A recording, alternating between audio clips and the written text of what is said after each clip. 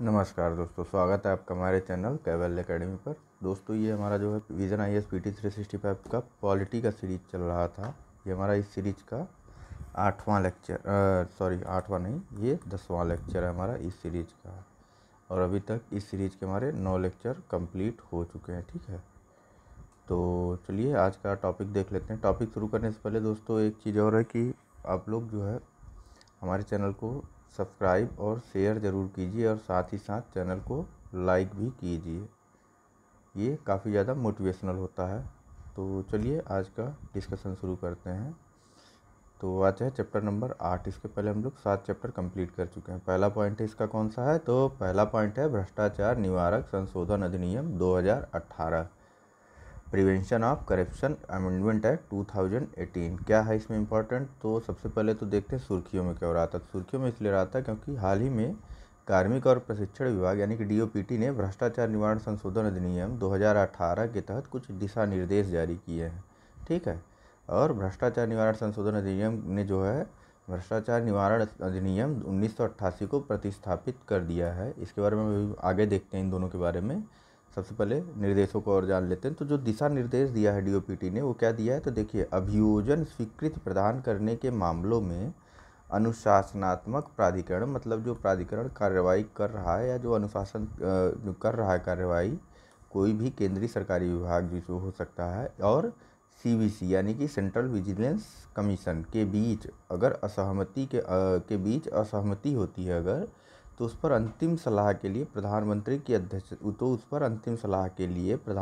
की अध्यक्षता वाले DOPT के पास भेजा जाएगा। किसके पास भेजा जाएगा, अंतिम निर्णय कौन देगा, तो अंतिम निर्णय DOPT प्रधानमंत्री की अध्यक्षता वाला DOPT देगा। अगर CVC और अनुशासनात्मक प्राधिकरण, मतलब जो कार्रवाई कर रहा है, उनके बीच अगर असहमति होती है अभियोजन की स्वीकृति प्रदान करने को लेकर के। ठीक है, तो अब भ्रष्टाचार निवारण संशोधन अधिनियम 2018 के बारे में जान लेते हैं। पहले तो देखिए, चूँकि ये 2018 का अधिनियम है, इसलिए कुछ वैसा नहीं कि PT के लिए इतना ज़्यादा इम्पोर्टेंट तो नहीं होना चाहिए। फ़िलहाल देख लेते हैं कुछ जो इसके मेजर पॉइंट है। सबसे पहले तो देखिए इसमें क्या किया गया है, इसमें रिश्वत लेना और देना दोनों अपराध बना दिया गया। लेना और देना, मतलब अगर जो रिश्वत ले रहा है वो भी अपराधी है और जो दे रहा है वो भी। कुछ कंडीशन दी हुई हैं। क्या कंडीशन है, तो कंडीशन ये है कि giving a bribe is now often punishable by 7 year. पर कितना, अगर कोई व्यक्ति रिश्वत देता है तो उसे कितने साल की सज़ा हो सकती है, 7 साल की।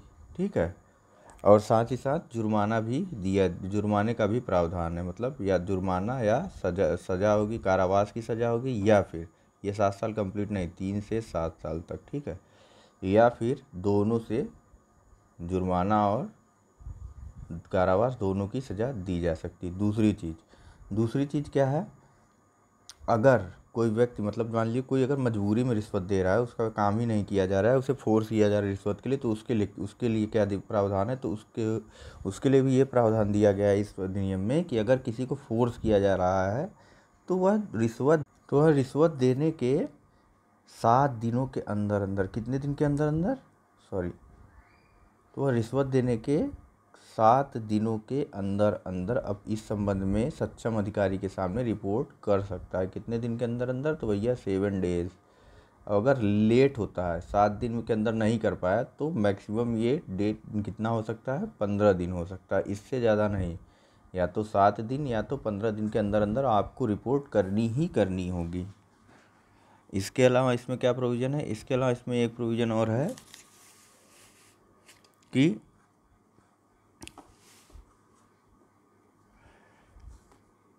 इसके अलावा और कोई इम्पोर्टेंट नहीं दिख रहा है। हाँ, ये है कि अगर जो स्पेशल जज होता है, स्पेशल जज जो है केस के लिए, मतलब इसके लिए एक स्पेशल जज भी होगा सुनवाई करने के लिए, तो स्पेशल जज जो है केस को 2 साल के अंदर सुनवाई करेगा। ठीक है, और अगर जो है कोई तर्कपूर्ण कारण या कोई रीज़नेबल रीज़न की वजह से 2 साल के अंदर सुनवाई नहीं कर पा रहा है, तो उसके पीछे कोई न कोई रीज़नेबल रीज़न होना चाहिए, और जो है या किसी भी दशा में, मतलब किसी भी परिस्थिति में जो है 4 साल से ज़्यादा, ठीक है, 4 साल से ज़्यादा नहीं हो सकता है या टाइम पीरियड। ठीक है, मतलब 4 साल के अंदर अंदर कंप्लीट सुनवाई करनी होगी। अब देख लेते हैं एक और प्रोविज़न इसमें है। तो एक और प्रोविज़न ये है कि पुलिस को जो है अब बिना पूर्व अनुमति के, मतलब पहले से अनुमति पुलिस के पास होनी चाहिए जांच को लेकर के, ठीक है। किसी भी जांच को अगर एक, हाँ कहाँ थे, हाँ देखिए, अगर पुलिस को जो है जांच करना है किसी के विरुद्ध जो है, ठीक है, रिश्वत के लिए जांच करना है तो किसी अधिकारी के खिलाफ, तो उसकी जो है उसे कम से कम परमिशन लेनी ज़रूरी है अपने, मतलब स्वैच्छिक जांच नहीं कर सकता है पुलिस अधिकारी कोई भी, ठीक है। ये यहाँ पे देखिए, यहाँ पे दिया हुआ है sanction needed to prosecuting former official of offence done, ये यहाँ नहीं, ऊपर और है, ये है police officer can not begin probe without prior approval of relevant authority और गवर्नमेंट, ठीक है। मतलब जो है अगर किसी पुलिस अधिकारी को अभी जांच करनी है तो इसके लिए जो है बाकायदा पहले जो है उससे पूर्व में अनुमति लेना जरूरी है, ठीक है, पीरियर अप्रूवल लेना जरूरी। किससे लेगा, तो रिलेवेंट अथॉरिटी या फिर गवर्नमेंट से लेगा। एक्सेप्ट दिया हुआ, मतलब अगर वह उन्हें रेड हैंडेड पकड़ लेता है, कोई पुलिस अधिकारी अगर उन्हें रेड हैंडेड मतलब रिश्वत लेते वक्त तुरंत तत्काल मतलब पकड़ लेता है, मौकाए वारदात जिसे बोलते हैं, क्या बोलते हैं, मौकाए वारदात, मतलब क्राइम सीन पर ही अगर पकड़ लेता है तब तो भाई ठीक है, नहीं अगर पकड़ पाता है तब उसे प्री अप्रूवल लेना होगा, पहले से ही अप्रूवल लेना होगा रिलेवेंट अथॉरिटी या फिर गवर्नमेंट से, ठीक। इसके अलावा इसमें एक और प्रोविज़न किया गया फार्मर ऑफिसर्स के लिए, मतलब अगर क्या हो कि जब कोई ऑफिसर जब ऑफिस में था तब तो उसने अपराध रिश्वत वगैरह लिया, लेकिन अभी वो ऑफिस में नहीं, तो इसमें इनके लिए भी प्रावधान कर दिया गया जो कि पहले नहीं था, ठीक है। पहले केवल उन्हीं के लिए था जो कि ऑफिस में थे, ठीक है, जो सर्विंग ऑफिसर्स थे, सिर्फ उन्हीं के लिए प्रावधान था। लेकिन अब ये प्रावधान जो है रिटायर्ड ऑफिसर्स के लिए भी हो चुका है, farmer official for offence done while in office, ठीक है। इसके अलावा इसमें और कुछ खास नहीं है। नेक्स्ट देखते हैं, तो नेक्स्ट है हमारा भ्रष्टाचार निवारण अधिनियम 1988, इसे भी देख लेते हैं इसमें क्या प्रावधान है। तो देखिए, इस अधिनियम के अंतर्गत सरकार से वेतन प्राप्त लोक सेवक की डिफिनीशन बताई जा रही है। लोक सेवक कौन होगा, पब्लिक सर्वेंट के लिए कौन होगा, तो इस अधिनियम के अंतर्गत सरकार से वेतन प्राप्त करने वाला और सरकारी सेवा में कार्यरत या सरकारी विभाग, कंपनियों या सरकार के स्वामित्व या नियंत्रण के अधीन किसी भी उपक्रम में कार्यरत किसी व्यक्ति को लोक सेवक के रूप में परिभाषित किया जाएगा, ठीक है। और एक कंडीशन और है कि साक्ष्य प्रस्तुत करने का उत्तरदायित्व जो है अभियोजन पक्ष से अभियुक्त पक्ष पर स्थानांतरित किया गया है इसमें, ठीक है। नेक्स्ट है कि सांसदों और विधायकों को जो है इस अधिनियम से बाहर रखा गया है, सांसदों और विधायकों को इस एक्ट से बाहर रखा गया है। नेक्स्ट है कि यदि सरकारी कर्मचारी के विरुद्ध अपराध सिद्ध हो जाता है तो उसे कारावास की सज़ा होगी जिसकी अवधि कम से कम 6 माह से कम नहीं होगी और जिसे 5 वर्ष तक बढ़ाया जा सकता है का प्रावधान किया गया है। और इसके अलावा सीआरपीसी के तहत जो है इसके अधीन विशेष न्यायाधीशों को नियुक्त किया जाता है। नेक्स्ट देख लेते हैं भारतीय दंड संहिता और भारतीय दंड संहिता प्रक्रिया, मतलब कि आईपीसी और सीआरपीसी के बारे में देख लेते हैं, चर्चा में क्यों रहा पहले ये जानते हैं। तो केंद्रीय गृह मंत्रालय ने सभी राज्य सरकारों को जो है भारतीय दंड संहिता यानी कि आईपीसी और दंड प्रक्रिया संहिता यानी कि सीआरपीसी के लिए जो है सीआरपीसी के व्यापक कायापलट करने व पुनर्निर्माण करने के लिए सुझाव आमंत्रित किया है, इसलिए यह चर्चा में है। मतलब आईपीसी और सीआरपीसी इन दोनों का पुनर्निर्माण करने के लिए सुझाव आमंत्रित किया गया है। तो और किसके द्वारा आमंत्रित किया गया, ये किया गया गृह मंत्रालय के द्वारा। और किससे आमंत्रित किया गया, तो सभी राज्य सरकारों से। चलिए आगे देखते हैं। आगे है कि आईपीसी तथा सीआरपीसी के विषय में तो होता क्या है पहले ये जानते हैं। भारतीय दंड संहिता जो है अपराध की परिभाषा निर्धारित करती है, जबकि दंड प्रक्रिया संहिता आपराधिक जांच प्रक्रिया के बारे में सूचित करती है। मेजर डिफरेंस यही है इनमें, और ज़्यादा कुछ नहीं है। आगे इसी को बस डिटेल किया गया है। सिंपल है कि अपराध की परिभाषा कहाँ बताई गई है, तो अपराध की परिभाषा भैया आईपीसी में बताई गई, इंडियन पेनल कोड में, ठीक है। इसके बाद आपराधिक जांच की प्रक्रिया, मतलब उसकी जांच कैसे होगी, आपराधिक जांच होगी कैसे, तो यह प्रक्रिया कहाँ बताई गई है, किस किस तरीके से वह जांच होगी, यह प्रक्रिया कहाँ बताई गई? तो यह प्रक्रिया बताई गई भैया CRPC में, यानी कि क्रिमिनल प्रोसीजर कोड में, ठीक, दंड प्रक्रिया संहिता। आगे देख लेते हैं, तो आगे अलग अलग बताया गया है। देखिए भारतीय दंड संहिता क्या है? तो यह भारत की आपराधिक दंड संहिता है। यह एक वृहद संहिता जो आपराधिक कानून के सभी मूल पहलुओं को समाहित करती है। बनी कब थी? इसका प्रारूप 1860 ईस्वी में भारत के प्रथम विधि आयोग की अनुशंसाओं के आधार पर तैयार किया गया था। अपने पिछले लेक्चर में हमने ये डिस्कस किया था कि भारत का प्रथम विधि आयोग कब बना था और इसका अध्यक्ष कौन था। तो ये ज़रा आप लोग रिकॉल कर लीजिएगा, ठीक है। आगे देखते हैं, तो आगे CRPC के बारे में। तो CRPC में मूल आपराधिक कानूनों के प्रशासन के लिए सर्वप्रमुख प्रक्रिया विधि है। इसे वर्ष 1973 में अधिनियमित किया गया था। कब? 1973 में अधिनियमित किया गया था। यद्यपि इसे प्रारंभिक रूप से 1882 में निर्मित किया गया था। तो यह करती क्या है? तो यह अपराध की जांच क्या करती है? यह करती भैया अपराध की जांच, संदिग्ध अपराधियों की गिरफ्तारी, साक्ष्य एकत्रित करने, अभियुक्त के अपराध अथवा निरपराध के निर्धारण तथा दोषियों की सजा के निर्धारण के लिए एक व्यवस्था प्रदान करती है। आगे पुलिस अनुसंधान एवं विकास ब्यूरो के बारे में, यानी कि BPRD, bureau of police research and development, देख लेते हैं इसे भी। तो IPC CRPC भारतीय साक्ष्य अधिनियम, स्वापक औषधि और मन प्रभावी पदार्थ अधिनियम आदि कानूनों की समीक्षा करेगा। कौन करेगा? तो पुलिस अनुसंधान एवं विकास ब्यूरो। अब BPRD की स्थापना जान लेते हैं। तो BPRD कब बना था? तो ये भैया 1970 में बना था। किस मंत्रालय के अंतर्गत है? तो गृह मंत्रालय के अंतर्गत, ठीक है। किस लिए बना था? तो पुलिस बलों के आधुनिकीकरण करने के लिए, सरकार के उद्देश्यों को प्रोत्साहन प्रदान करने हेतु, ठीक है। आगे देखते हैं, India enterprise architecture framework, IEAF, India enterprise architecture framework, इसके बारे में क्यों सुर्खियों में रहा, पहले ये देखते हैं।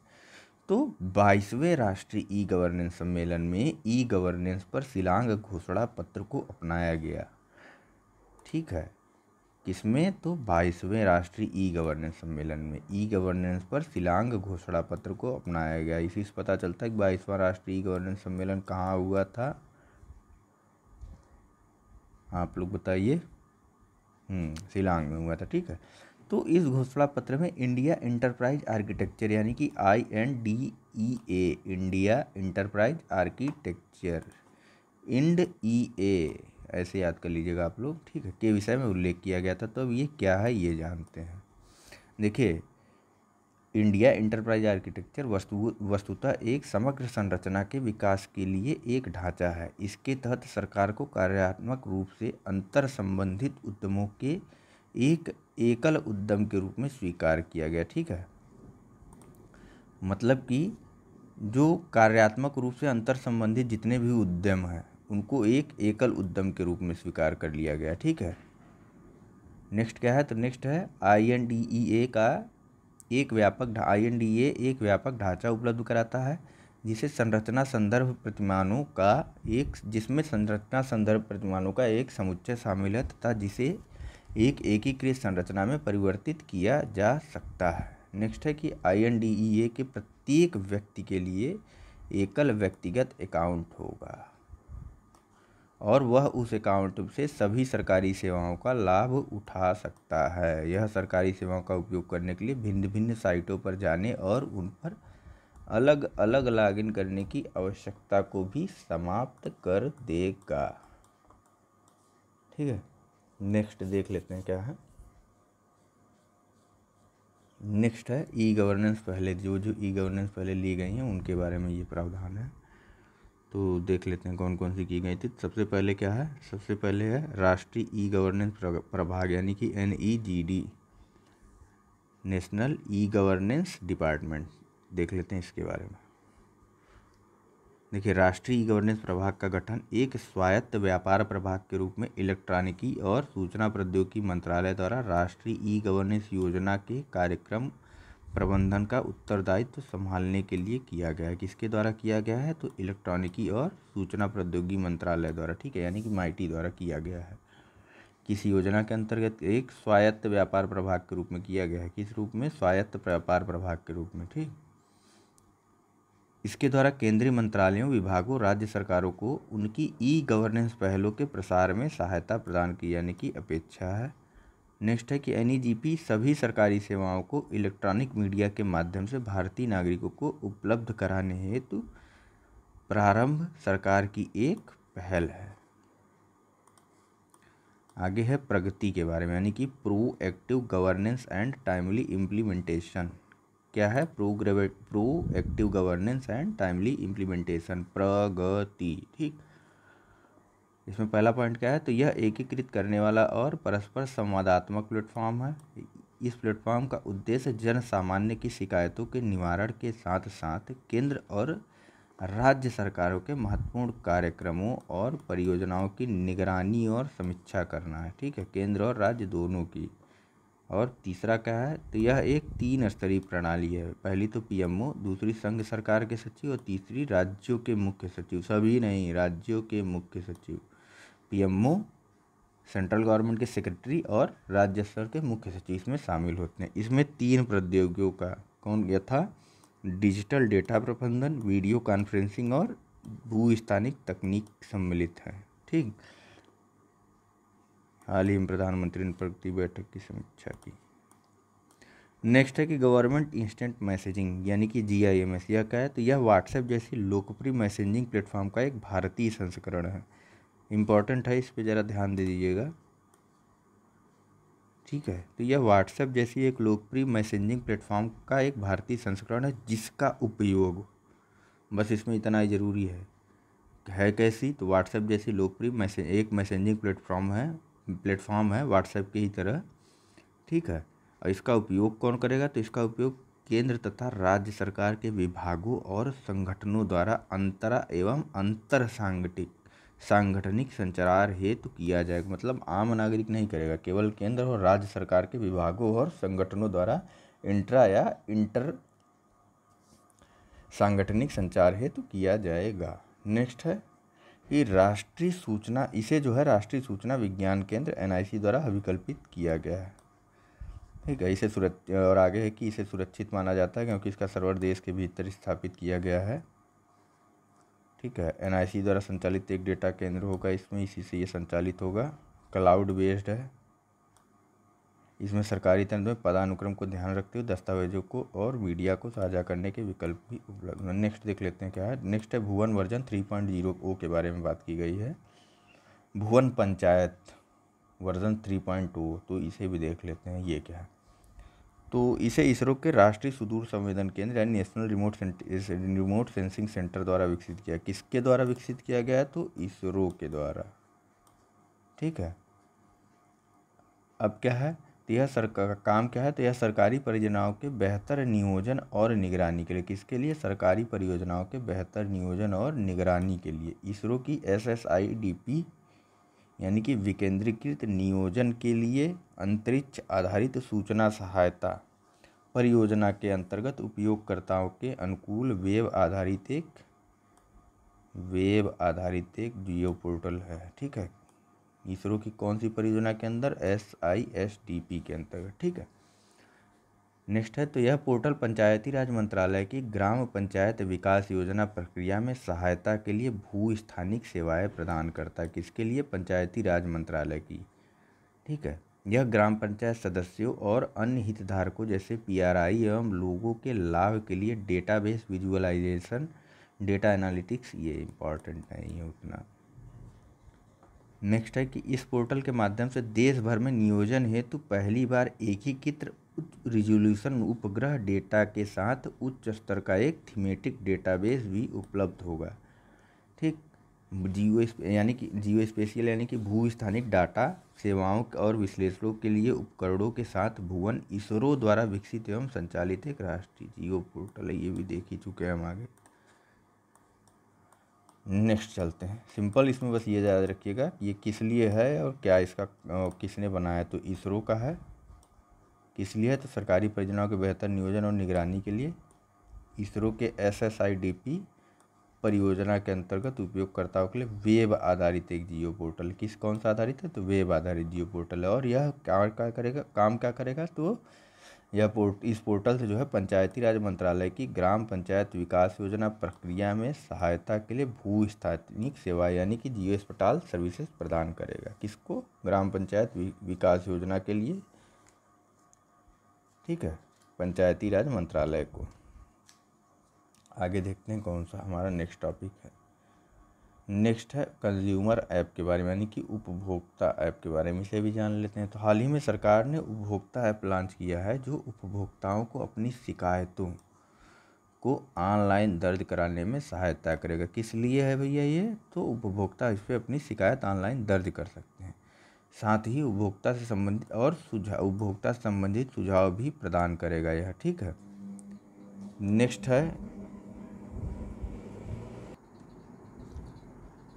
कि क्या है कि शिकायतों की स्थिति में जब शिकायत मिल गया तो मंत्रालय द्वारा दैनिक आधार पर, ठीक है, डे टू डे बेसिस पर, दैनिक आधार पर तथा केंद्रीय उपभोक्ता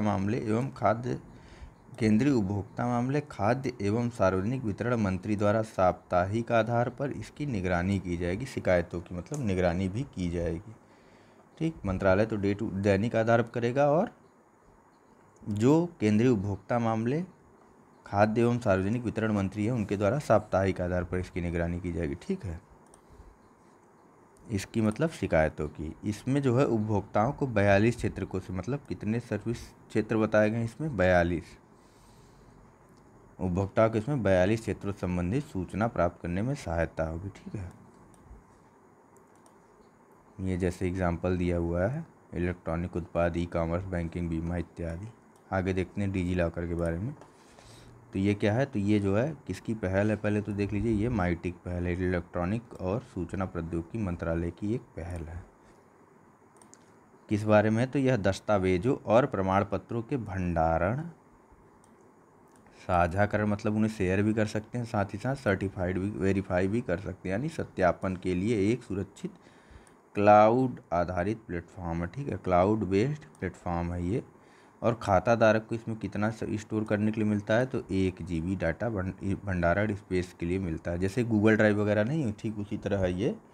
बस डिफरेंस क्या है? तो ये गवर्नमेंट का है और इसमें डेटा लिमिट 1 GB की है, ठीक। बाकी क्लाउड बेस्ड ये भी है, क्लाउड बेस्ड वो भी है। ये गवर्नमेंट का है, ये माइटी का है, वो गूगल का है। आगे है तो इसमें उपयोगकर्ता की मृत्यु होने पर डिजी लॉकर पर अपलोड किए गए सभी दस्तावेज उसके परिजनों को सुलभ नहीं होंगे और स्वचालित रूप से सरकार को उपलब्ध हो जाएंगे, ठीक है। नेक्स्ट है राष्ट्रीय ई गवर्नेंस सेवा वितरण मूल्यांकन, national e service delivery assessment. इसके बारे में जान लेते हैं। तो देखिए, प्रशासनिक सुधार और लोक शिकायत विभाग द्वारा पहली बार राष्ट्रीय ई गवर्नेंस सेवा वितरण मूल्यांकन यानी कि NESDA रैंकिंग जारी की गई है। किसके द्वारा जारी की गई? तो प्रशासनिक सुधार और लोक शिकायत विभाग द्वारा, ठीक है। कौन सी रैंकिंग जारी की गई? तो राष्ट्रीय ई गवर्नेंस सेवा वितरण मूल्यांकन रैंकिंग यानी कि NESDA रैंकिंग जारी की गई है। तो अब देख लेते हैं, इसमें जो है मुख्य रूप से 7 मापदंड अपनाए गए हैं। कौन कौन से? तो सरल उपयोग, सामग्री उपलब्धता, पहुंच, सूचना सुरक्षा और गोपनीयता, अंतिम उपभोग हेतु सेवा वितरण, एकीकृत सेवा वितरण तथा स्थिति और अनुरोध ट्रैकिंग के आधार पर सभी राज्यों या केंद्र शासित प्रदेशों और केंद्रीय मंत्रालयों से पोर्टलों का आकलन करता है। यह जो है 7 मापदंड है इसके। कौन कौन से? तो सरल उपयोग, सामग्री उपलब्धता, पहुंच, सुरक्षा, सूचना की सुरक्षा और गोपनीयता, अंतिम उपभोग हेतु सेवा वितरण और एकीकृत सेवा वितरण तथा स्थिति और अनुरोध ट्रैकिंग, ठीक है। इसके बेस पर जो है सभी राज्य और केंद्र शासित प्रदेशों और केंद्रीय मंत्रालय सेवा पोर्टलों का यह आकलन करता है, ठीक है। और इसके फ्रेमवर्क में 6 क्षेत्रों को कवर करता है। कौन कौन से? वित्त, श्रम और रोजगार, शिक्षा, स्थानीय सरकार और उपयोगिता, समाज कल्याण जिसमें कि कृषि और स्वास्थ्य सहित है, और पर्यावरण, ठीक है। कौन कौन से 6 क्षेत्र हैं? तो वित्त, दूसरा है श्रम और रोजगार, तीसरा शिक्षा, चौथा स्थानीय सरकार और उपयोगिता, पांचवा समाज कल्याण जिसमें कि कृषि और स्वास्थ्य सहित है, इंक्लूडेड है मतलब, और छठा है पर्यावरण। नेक्स्ट है संतुष्ट पोर्टल संतुष्ट। तो संतुष्ट पोर्टल का उद्देश्य जमीनी स्तर पर निरंतर निगरानी के माध्यम से श्रम एवं रोजगार मंत्रालय की, किस मंत्रालय की? श्रम एवं रोजगार मंत्रालय की योजनाओं एवं नीतियों के प्रभावी कार्यान्वयन और सार्वजनिक सेवाओं के प्रभावी वितरण तथा पारदर्शिता एवं जवाबदेही को सुनिश्चित करना है संतुष्ट पोर्टल के लिए। ठीक है, ये बस इतना याद रखिए किस मंत्रालय का है, श्रम एवं रोजगार मंत्रालय का है। क्या वो है? तो योजना और नीतियों के प्रभावी कार्यान्वयन और सार्वजनिक सेवा के प्रभावी वितरण और पारदर्शिता एवं जवाबदेही को सुनिश्चित करने के लिए। नेक्स्ट है आस्क दिशा चैटबोट। ये किसका है? तो आस्क दिशा चैटबोट भारतीय रेलवे का है। कब आया था? 2018 में प्रारंभ किया गया एक कृत्रिम बुद्धिमत्ता आधारित चैटबोट है। ठीक है, मतलब आर्टिफिशियल चैटबोट है ये। इसे IRCTC की किस लिए विकसित किया गया था? तो IRCTC की विभिन्न सेवाओं के संबंध में रेल यात्रियों की समस्याओं का इंटरनेट के माध्यम से समाधान करने के लिए विकसित किया गया था। ठीक है, प्रारंभ में इसे अंग्रेजी भाषा में शुरू किया गया था, लेकिन अब इसे हिंदी भाषा में भी बातचीत के लिए अपग्रेड कर दिया गया है। मतलब अब 2 भाषाएं हो गई हैं, हिंदी और अंग्रेजी। नेक्स्ट है जन सूचना पोर्टल के बारे में, तो इसे भी हम लोग जान लेते हैं। क्या है जन सूचना पोर्टल? कहाँ का है? सबसे पहले तो ये देखिए, केंद्र सरकार का है? तो नहीं भैया, ये है राजस्थान सरकार का। और यह अपनी तरह के पहले जन सूचना पोर्टल है। क्यों पहला है?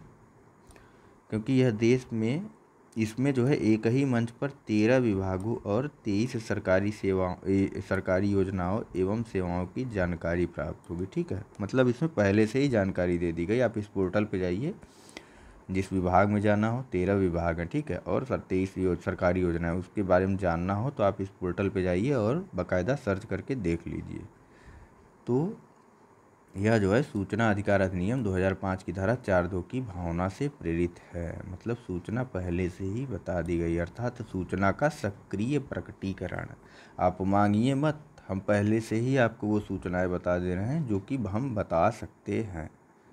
ठीक है, और क्या है? तो इस पोर्टल को नागरिक समाज एवं अन्य हितधारकों के साथ मिलकर सूचना प्रौद्योगिकी एवं संचार विभाग द्वारा विकसित किया गया है। ठीक है, चलिए आगे देखते हैं क्या है। तो आगे हमारा नेक्स्ट टॉपिक है, कौन सा है? 8.5 सुशासन सूचकांक, गुड गवर्नेंस इंडेक्स के बारे में है। ये किसके बारे में है? गुड गवर्नेंस इंडेक्स के बारे में। कौन जारी करता है? नीति आयोग? नहीं, कार्मिक लोक शिकायत एवं पेंशन मंत्रालय। ठीक, इसके द्वारा सुशासन दिवस 25 दिसंबर के अवसर पर, कब? सुशासन दिवस के अवसर पर, जो कि 25 दिसंबर को मनाया जाता है, सुशासन सूचकांक की शुरुआत की गई है। ठीक, DOPT यानी कि कार्मिक लोक शिकायत एवं पेंशन मंत्रालय द्वारा सुशासन दिवस के अवसर पर सुशासन सूचकांक की शुरुआत की गई है। इसके क्या क्या आधार हैं तो ये देख लेते हैं। गुड गवर्नेंस इंडेक्स के कितने आधार हैं तो ये देखिए, पहले तो गिन लेते हैं हम लोग। 1 2 3 4 5 6 7 8 9 10। कितने आधार हैं? 10 आधार हैं इसके। ठीक है, कौन कौन से हैं? तो एग्रीकल्चर एंड एलाइड सर्विसेज।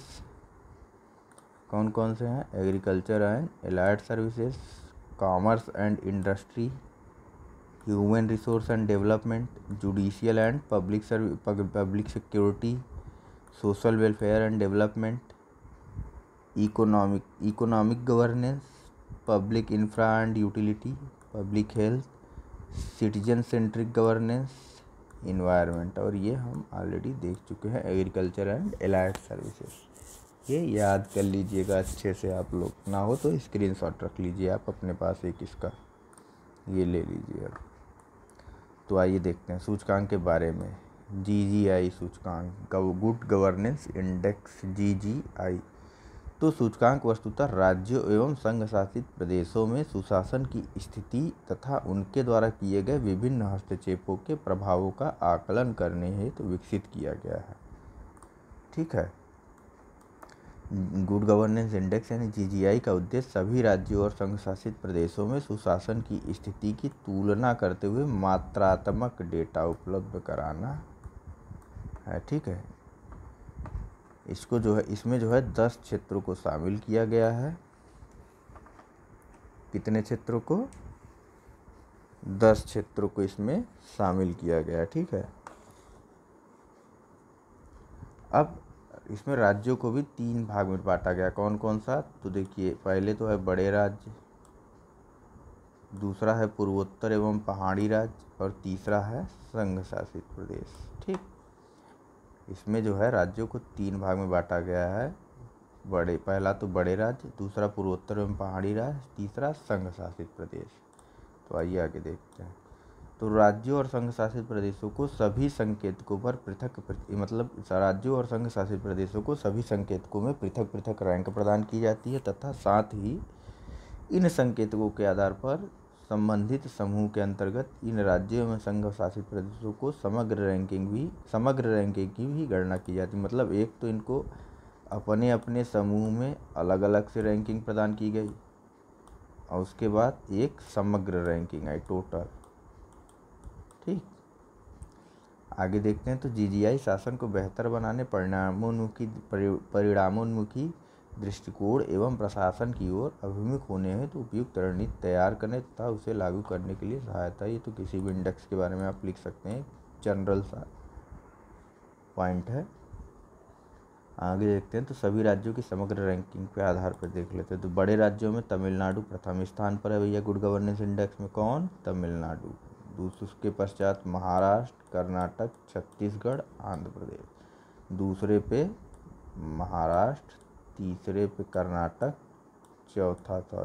चौथे पे छत्तीसगढ़, पांचवे पे आंध्र प्रदेश और पहला तमिलनाडु।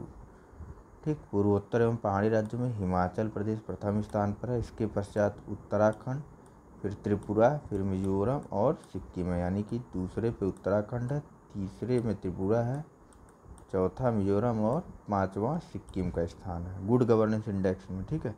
और संघ शासित प्रदेशों में पुडुचेरी प्रथम स्थान पर है। इसके बाद चंडीगढ़ का दूसरा है, दिल्ली का नहीं है, और दिल्ली का तीसरा स्थान है।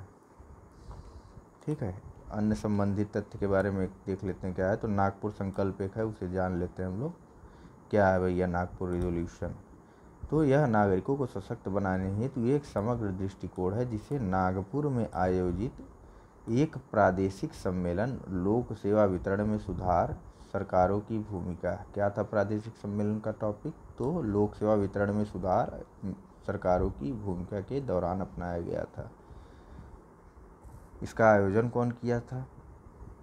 तो इसका आयोजन प्रशासनिक सुधार और लोक शिकायत विभाग या कार्मिक, लोक शिकायत एवं पेंशन मंत्रालय द्वारा तथा महाराष्ट्र सरकार और महाराष्ट्र लोक सेवा अधिकार आयोग द्वारा किया गया था। ठीक है। तो प्रस्ताव क्या क्या आया था नागपुर संकल्प में? तो ये आया था नागरिक चार्टर को समयबद्ध तरीके से अद्यतित कर नागरिकों को सशक्त बनाया जाएगा, सिटीजन चार्टर को। सेकंड पॉइंट क्या है? तो शिकायत निवारण की गुणवत्ता में सुधार करने हेतु बॉटम अप अप्रोच को अपनाया जाएगा। किसको? बॉटम अप अप्रोच को। ठीक। नेक्स्ट क्या है? तो नेक्स्ट डिजिटल प्लेटफॉर्म के माध्यम से बेहतर सेवा वितरण हेतु समग्र दृष्टिकोण को अपनाया जाएगा। नेक्स्ट क्या है? तो गंत्यात्मक नीति यानी मोबिलाइज नीति का निर्माण किया जाएगा और रणनीतिक निर्णय, गंत्यात्मक नीति निर्माण और रणनीतिक निर्णय कार्यान्वयन की निगरानी, प्रमुख कर्मियों की नियुक्ति, समन्वय और मूल्यांकन पर ध्यान केंद्रित करना। तथा अगला है 10 क्षेत्रों में शासन की गुणवत्ता की पहचान करने के लिए सुशासन सूचकांक का समय पर प्रकाशन सुनिश्चित करना। इसी के लिए हम लोग तो ऊपर इतना कुछ डिस्कस किए हैं और वह हमारे लिए ज़रूरी भी हो गया है।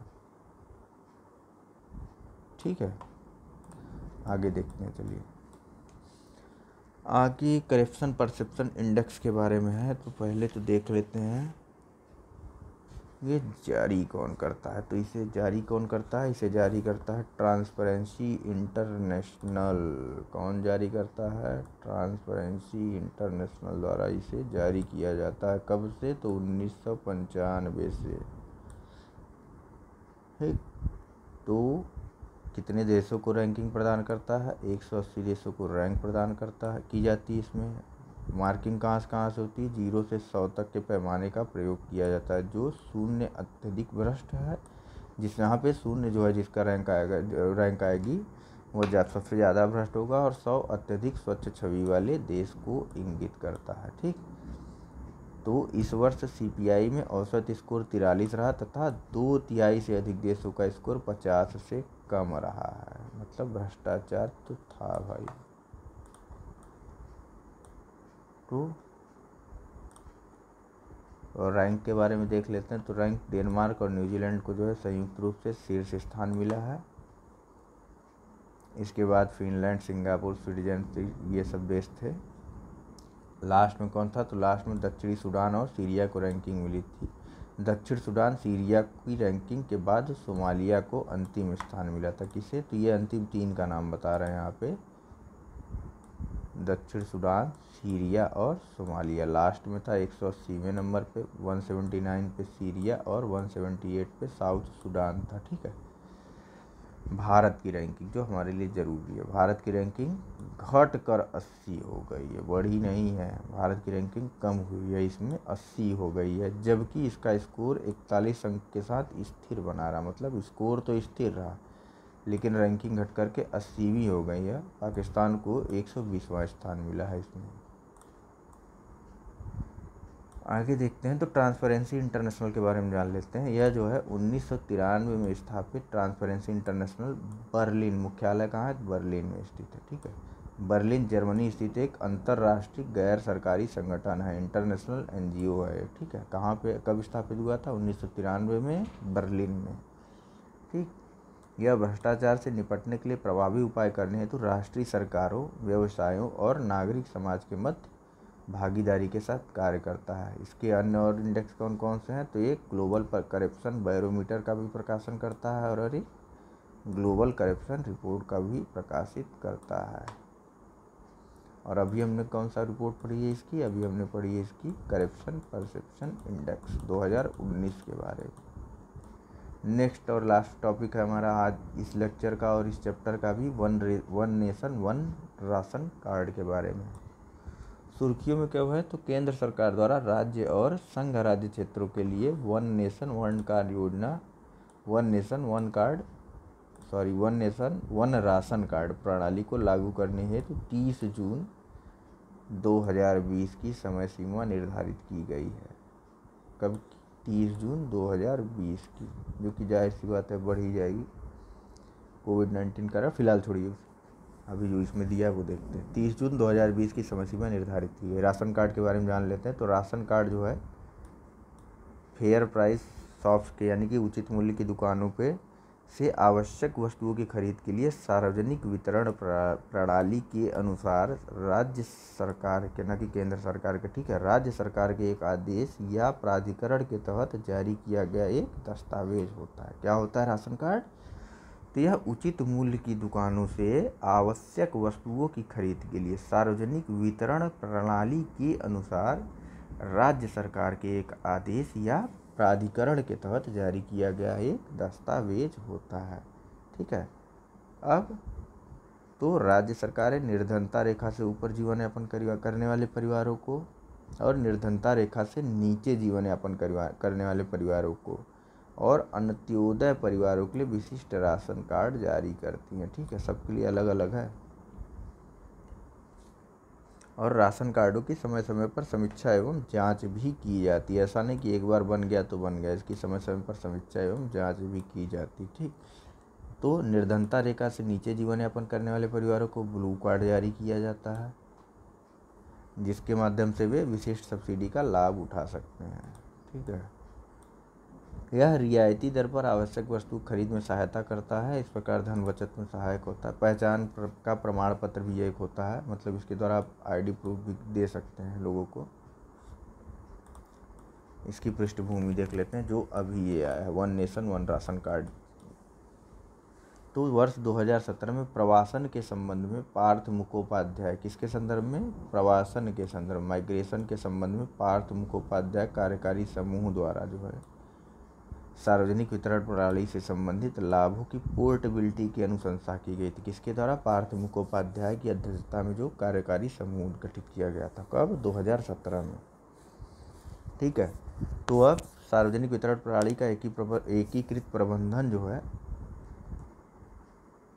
पीडीएस तक अंतर्राज्यीय पहुंच की सुविधा को पहले से ही आंध्र प्रदेश, गुजरात और हरियाणा जैसे कुछ राज्यों में कार्यान्वित किया जा रहा है। इंटर स्टेट के लिए बस खाली, मतलब एक ही प्रदेश में अगर वो अलग अलग जगह, जैसे यह गुजरात है, मान लीजिए ये गुजरात है पूरा, ऐसे नहीं, गुजरात तो ऐसे है ना, ये मान लीजिए ये गुजरात है। ठीक है, तो यहाँ पे अहमदाबाद मान लीजिए, यहाँ पे गांधीनगर मान लीजिए, तो यहाँ से अगर कोई व्यक्ति यहाँ जा रहा है तो भी वो अपने राशन कार्ड का लाभ उठा सकता है यहाँ पर भी। ठीक है, जो सुविधाएं उसे यहाँ मिल रही थी, यही चीज़ यहाँ बताया जा रहा है कि सार्वजनिक वितरण प्रणाली का एकीकृत प्रबंधन, सार्वजनिक वितरण प्रणाली का एकीकृत प्रबंधन के तहत, यानी IMPDS के तहत पीडीएस तक अंतर्राज्यीय पहुंच की सुविधा को पहले से ही आंध्र प्रदेश, गुजरात और हरियाणा जैसे कुछ राज्यों में कार्यान्वित किया जा रहा है। कहाँ का, आंध्र प्रदेश, गुजरात और हरियाणा। आगे योजना के बारे में जानते हैं, जो अभी की योजना है। तो योजना के तहत लाभार्थियों द्वारा देश के, अभी तो इंटर स्टेट की वहाँ बात चल रही थी, अब ये क्या होगा, अब देश के किसी भी भाग में राशन की दुकान से सब्सिडी युक्त अनाज खरीदा जा सकता है, जो लाभार्थी होगा उसके द्वारा। तो आगे क्या है, तो इस योजना का लाभ प्राप्त करने हेतु तो राशन कार्ड को आधार कार्ड से लिंक करना अनिवार्य है।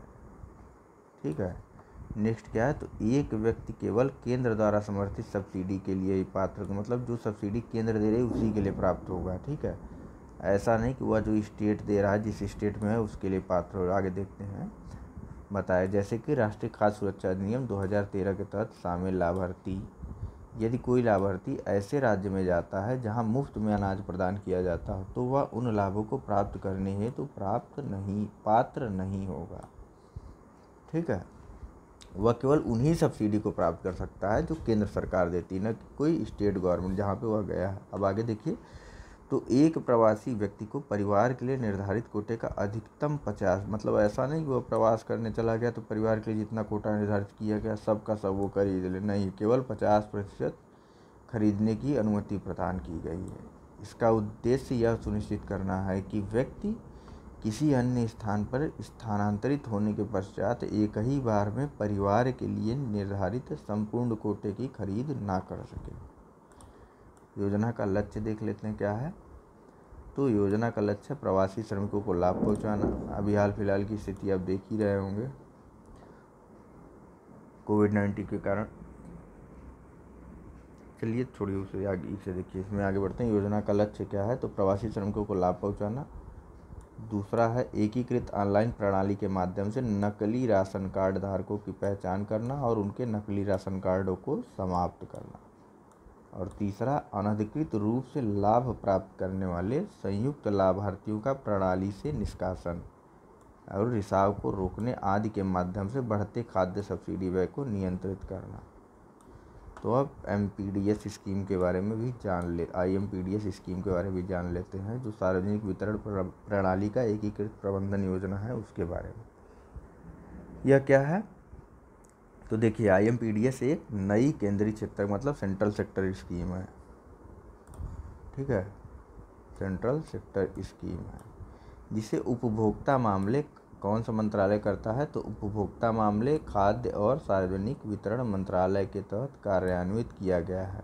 ठीक है, IMPDS का उद्देश्य क्या है, तो खाद्यान्न वितरण में देशव्यापी पोर्टेबिलिटी को कार्यान्वित करना, लाभार्थियों से संबंधित डेटा के दोहराव से बचाव के लिए राष्ट्रीय डेटा रिपॉजिटरी का निर्माण करना, निरंतर सुधार लाने के लिए उन्नत डेटा एनालिटिक्स तकनीकों का, ये जनरल सा पॉइंट है, इसका उतना कोई उद्देश्य नहीं। इम्पोर्टेंस नहीं है। तो बस दोस्तों, इस लेक्चर में फ़िलहाल इतना ही है। बाकी अगला चैप्टर हमारा 9वां है, जो कि लास्ट चैप्टर है, विविध यानी कि मिसलेनियस। ठीक है, इसमें ये भी बहुत छोटा चैप्टर है, ज़्यादा टॉपिक है नहीं इसमें। इसके बाद अब जो है हम लोग डिस्कस करेंगे आर्ट एंड कल्चर को, PT 365 का आर्ट एंड कल्चर वाला सेक्शन। ठीक है, लास्ट में बस आपसे यही एक अनुरोध है कि प्लीज़ हमारे चैनल को अधिक से अधिक सब्सक्राइब और शेयर ज़रूर कीजिए अपने मित्रों के साथ। चलिए, धन्यवाद।